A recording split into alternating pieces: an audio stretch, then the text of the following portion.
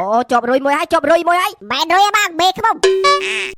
នេះស្មានតែរុយមិនហ៎ទឹកថ្នោតនេះមើលទៅល្អខ្លាំងណាស់សង្ស័យអ្នកគៀបទឹកថ្នោតធ្វើតាមបច្ចេកវិទ្យាអាមេរិកហ្មងបច្ចេកវិទ្យាអាមេរិកយ៉ាងម៉េចអាមេរិកដែរចេះគៀបទឹកថ្នោតនេះគឺជាបច្ចេកទេសរបស់ខ្មែរយើងដែលបានបន្សល់ទុកតាំងពីយូរយារផ្លោកណាស់មកហើយខ្ញុំគិតថាយើងគួរតែយកទឹកថ្នោតជូររបស់យើងយកទៅលក់នៅក្រៅប្រទេសហើយយើងមានរោងចក្រអញ្ចឹងទៅនាំចេញដាក់ដបអញ្ចឹងទៅនឹងធ្វើឲ្យពិភពលោកបានស្គាល់អំពីស្រាបៀរទឹកថ្នោតជូរល្បីល្បាញពេញពិភពគុណនាំចេញស្អីមកផឹកក្នុងស្រុកអត់គ្រាន់ផងហើយបើមិនគ្រាន់យើងបង្កើនការផលិតទៅណា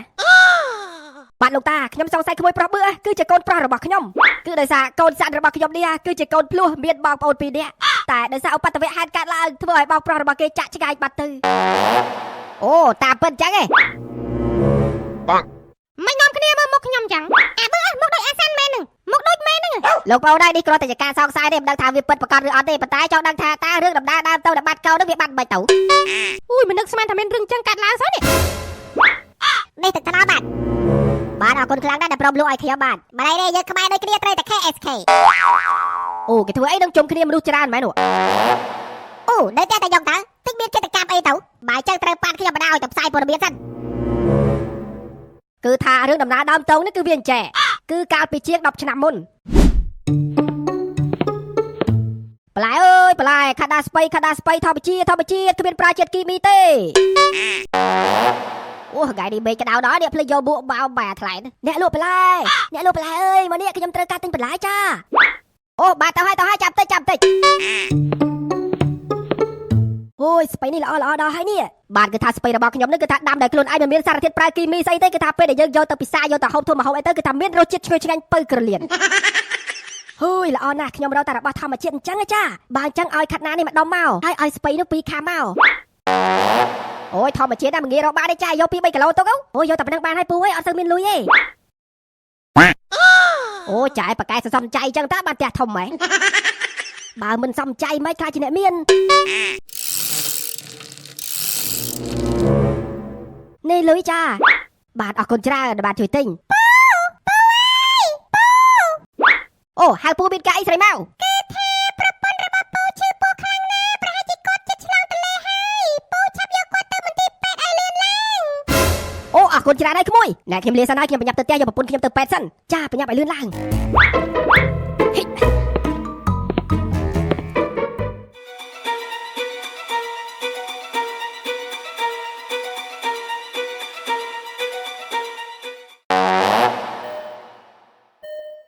សូមវត្ថុស័ក្តិសិទ្ធិជួយថែរក្សាប្រពន្ធកូនរបស់ខ្ញុំផងឲ្យរួចផុតពីគ្រោះថ្នាក់នេះបាទសាធុតើលោកគឺជាសាច់ញាតិរបស់អ្នកឆ្លងទន្លេមែនទេបាទត្រូវហើយលោកគ្រូពេទ្យខ្ញុំគឺជាសាច់ញាតិគឺត្រូវជាប្តីតែម្ដងបាទបើអញ្ចឹងចូលរួមអបអរសាទរផងលោកទទួលបានកូនប្រុសភ្លោះចំនួន2នាក់ហើយមានសុខភាពល្អរឹងមាំណាស់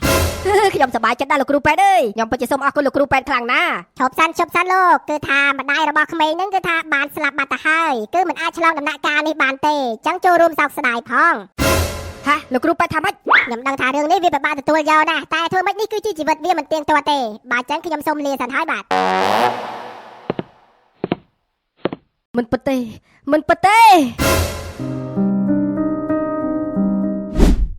គឺថាកូនប្រុសរបស់ខ្ញុំទាំង2នាក់ហ្នឹងគេកើតមកគឺម្ដាយរបស់ពួកគេស្លាប់បាត់ទៅហើយពួកគេមិនដែលឃើញមុខម្ដាយផ្ទាល់នោះទេអើយកំសត់ណាស់លោកអើយកំសត់ជាងរឿងកូរ៉េទៀតអូយរឿងលោកពូពិតជាកំសត់ខ្លាំងណាស់ហេអូកំពុងតែជប់គ្នាមើលអីគេដល់មើលប៉ាហ៊ីបែបតែលោកប្អូននោះគាត់និយាយប្រវត្តិគាត់បាត់កូនហ្នឹងអូចឹងផងនិយាយទៅដល់ខ្ញុំស្ដាប់ដែរបន្ទាប់ពីប្រពន្ធរបស់ខ្ញុំបានស្លាប់ទៅ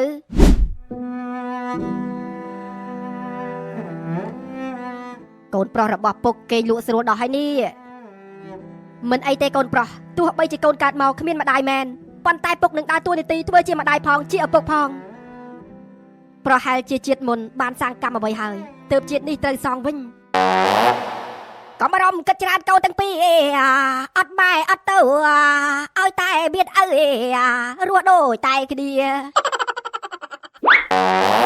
អូមេឃបាក់ថ្ងៃហើយតើនេះដល់ម៉ោងទៅធ្វើបន្លែហើយ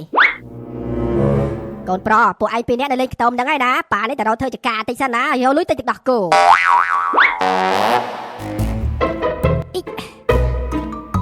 ហាមយំដែរអ្នកណាយំអត់ឲ្យផឹកដោះគោឯង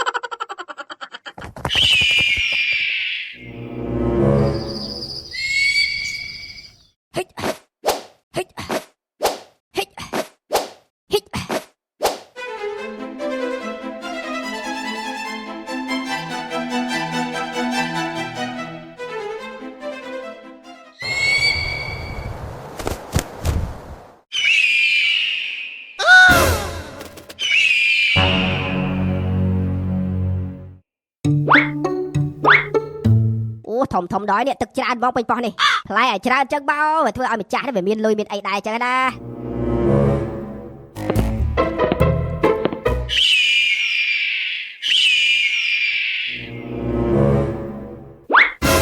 សត្វអន្ត្រីពំអីគេនឹងកូនប្រុសខ្ញុំកូនប្រុសចាំមួយផ្លែត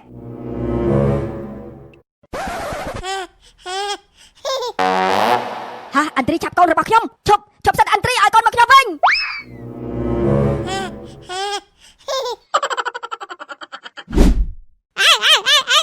រឿងរបស់ពូនេះពិតជាកំសត់មែនកំសត់ជាងរឿងជប៉ុនទៀត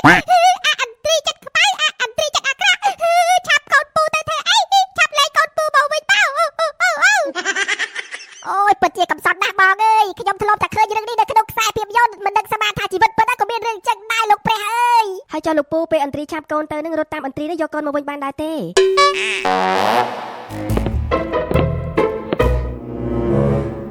ប្រៃមិនជាទីមេត្រីមានករណីចៅពីអ្នកឲ្យកូនបាទចូលលួចបាទមិនដឹងតែលួចស្អីទេនៅក្នុងភូមិសេទាសេមាត់នេះបាទគឺថាឥឡូវនេះអ្នកភូមិរបស់យើងបាននាំគ្នាពាត់ចាប់ចៅបានហើយតែសារព័ត៌មានច្រឡំហើយបែបចៅទេអូបើបែបចៅឲ្យចូលនាំគ្នាពាត់គាត់ធ្វើអីចានេះកំពុងឲ្យឈរស្ដាប់គាត់និយាយអំពីប្រវត្តិនៃកូនរបស់គាត់បាត់កាលពីជាង10ឆ្នាំមុនចឹងណាកូនគាត់គឺកូនភ្លោះហើយឥឡូវនេះគាត់សង្ស័យថាបើនេះគឺជាកូនរបស់គាត់អូតាមពិតចឹងឯងប្រៃមិនជាទីមេត្រីសូមអធិស្ឋានផងបាញ់បោលឿនពេកឲ្យបានសួរគេបាទយល់ច្រឡំហើយគឺថាបរោះពីអ្នកឲ្យកូននេះមិនមែនចៅទេបាទគឺថាគាត់មកស្វែងរកកូនប្រុសរបស់គាត់ដែលបានបាត់ខ្លួនតាំងពីជាង10ឆ្នាំមុនហើយកូនរបស់គាត់នេះគឺជាកូនភ្លោះមាន2នាក់ប៉ុន្តែបាត់ខ្លួនម្នាក់ហើយគាត់សង្ស័យថាមានក្មេងប្រុសម្នាក់នៅក្នុងភូមិសេទានេះគឺជាកូនប្រុសដែលគាត់បាត់ខ្លួននោះហើយបាទបាទលោកបងនិយាយរឿងតទៀតមកនិយាយដល់ណាហើយបាច់មិញនេះគឺដល់វាអន្ត្រីឆាបកូនឲ្យគាត់រត់ដេញតាមហ៎ត្រូវហើយបាទបន្តមកទៀតនេះគឺថាខ្ញុំរត់តាមអន្ត្រីដែលបានពំកូនខ្ញុំទៅអន្ត្រីឈប់សិនអន្ត្រីចាប់ឲ្យកូនមកខ្ញុំវិញ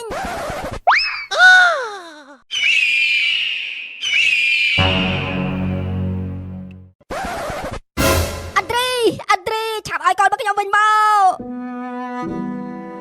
កូនប្រុស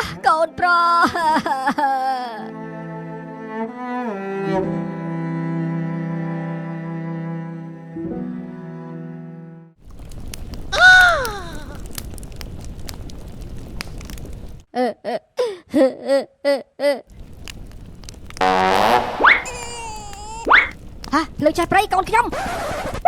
កូនប្រុស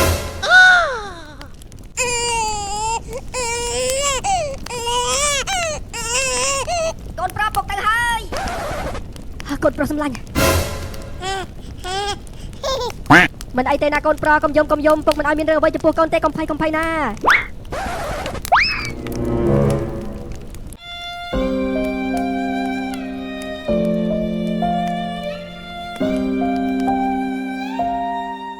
ហើយអស់អីឲ្យកូនកុំភ័យ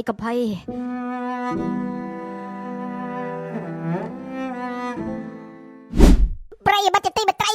ខ្ញុំមិនអាចទប់ទឹកប្តីរបស់ខ្ញុំជាប់បានទេដោយសារតែវាកំសត់ខ្លាំងពេកកូនមានស្លាប់ក្នុងភ្នក់ភ្លើងរឿងរបស់លោកពូពិតជាកំសត់ខ្លាំងណាស់កូនម្នាក់នេះត្រូវអន្ត្រីឆាបយកទៅបាត់ហើយកូនម្នាក់ទៀតនឹងមានគប់ក្នុងភ្នក់ភ្លើងពិតជាកំសត់ខ្លាំងណាស់រកអ្វីព្រៀបផ្ទឹមមិនបានទេអូសឹកមិនគួរឲ្យជឿនេះហើយចាកូនដែលត្រូវបានអន្ត្រីឆាបនឹងមានយកមកវិញបានអត់តាំងពីថ្ងៃអន្ត្រីឆាបកូនច្បងរបស់ខ្ញុំទៅខ្ញុំមិនដែលបានជួបកូនប្រុសរបស់ខ្ញុំម្ដងទៀតឡើយហើយក៏មិនដឹងថាអន្ត្រីនោះយកកូនខ្ញុំទៅធ្វើអ្វីដែរបើតាមមើលទៅនោះប្រហែលជាមិនរស់ទេព្រោះអន្ត្រីនោះវាឆាបយកទៅហែកឲ្យកូនវាស៊ីអស់ហើយចុះបន្ទាប់ទៀតមកលោកពូហេតុអ្វីបានជាលោកពូចាក់ចេញទៅស្រុកគេមូលហេតុដែលខ្ញុំចំណាក់ស្រុកនោះគឺដោយសារ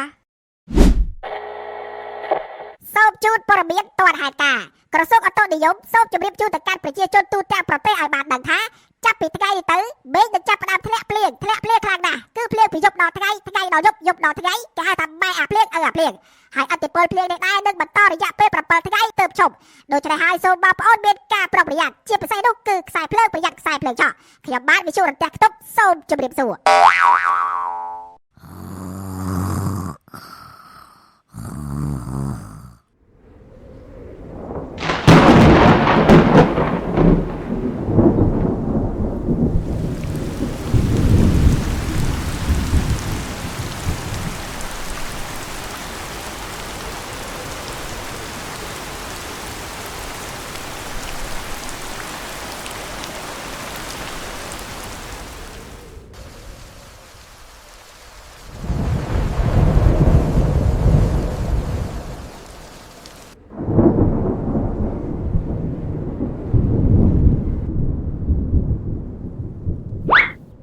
ហេភ្លៀងពី3ថ្ងៃហើយអត់ទាន់ឈប់ទៀតហើយចុះបន្លែប្លុកអីមិនរលួយអស់ទៅហើយទេ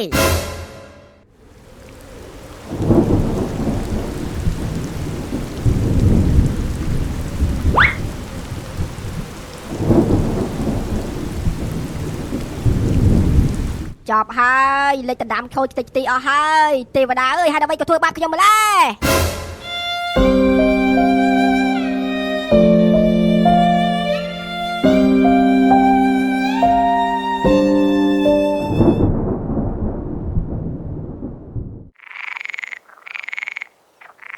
គេងទៅកូនប្រុសគេងទៅណាទោះបីជាបន្លែរបស់យើងខូចមែនតែមិនអីទេ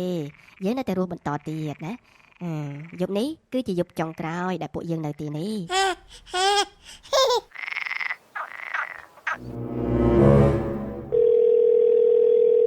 ហាឡូជំរាបសួរ សួស្តីបងខ្ញុំជាអ្នកជួលដីរបស់បងមកធ្វើចំការតែខ្ញុំចង់ប្រាប់បងថាខ្ញុំឈប់ជួលហើយ បាច់ទៅធ្វើអត់ទៅចដាច់បែប អារឿងមិនសូវចណ្ដាញ់ហ្នឹងវាតាំងពីអើយមកហើយវាគ្មានបានតែចណ្ដាញ់ស្អីទេតែមួយថ្ងៃនេះដូចបងឯងដឹងហើយភ្លៀងមែនតើឥឡូវនេះវាខូចអស់លេងដំណាំរបស់ខ្ញុំហ្នឹងអូចូលរួមសោកស្ដាយផងបងអើយហើយចាំបងឈប់ធ្វើចំការហើយបងទៅធ្វើស្អីវិញខ្ញុំឥឡូវនេះសម្រាប់ចិត្តហើយគឺថាចំណាក់ស្រុកហើយបាទបងសុខសប្បាយតាមផ្លូវជូនពរបងសុខសប្បាយបាទអរគុណតាបងដល់មកហើយចាំផ្លែទៅហើយ